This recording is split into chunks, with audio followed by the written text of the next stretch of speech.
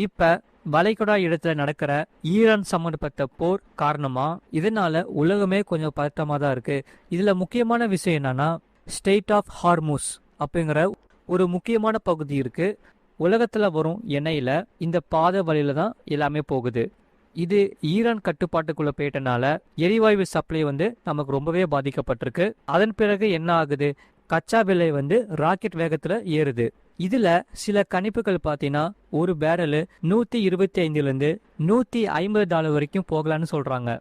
இதே வேகத்துல போனா உலக பொருளாதாரம் ஸ்லோ ஆகிரும், அபாயமும் இருக்கு. இந்த நிலையில PM மோடி என்ன சொல்லியிருக்காருன்னா, நம்ம எல்லாருமே ஜாக்கிரதையா இருக்கணும், கோவிட் டைம் மாதிரி நம்ம எல்லாருமே ஒற்றுமையா இருக்குன்னு சொன்னாரு. இதனால மக்கள் மனசுல மறுபடியும் லாக்டவுன் வருமானு பொதுமக்கள் எல்லாத்துக்குமே ஒரு பயம் வந்திருக்கு. என்னடா மறுபடியும் லாக்டவுன் போட்டுவாங்களா அப்படின்னு. அதனால இப்ப என்ன நடக்குது, மக்கள் எல்லாருமே LPG சிலிண்டர் முன்கூட்டியே புக்கிங் பண்ண ஆரம்பிச்சுட்டாங்க. அதே சமயம் பெட்ரோல் பங்குல நீண்ட வரிசையில காத்திருக்காங்க. மீண்டும் லாக்டவுன் வந்துருச்சுன்னா என்ன பண்றது அப்படிங்கறதுனால எல்லாரும் பெட்ரோல் வாங்குறதுக்கு தயாரா இருக்காங்க. இப்ப இதுல முக்கியமான விஷயம் என்னன்னா, அதிகாரப்பூர்வமா லாக்டவுன் பண்ற மாதிரி எந்த ஒரு நியூஸும் வரல.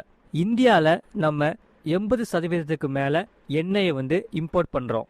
சரிங்க, இனி அடுத்த வரக்கூடிய நாட்கள்ல என்னென்ன நடக்கும், கரண்ட் அப்டேட் உங்களுக்கு தெரிஞ்சுக்கணும்னா மறக்காம நம்ம சேனலை சப்ஸ்கிரைப் பண்ணிக்கோங்க, வீடியோக்கு ஒரு லைக் பண்ணிக்கோங்க. இந்த செய்தியை பத்தி நீங்க என்ன சொல்றீங்கிறத கமெண்ட் செக்ஷன்ல மறக்காம கமெண்ட் பண்ணிக்கோங்க.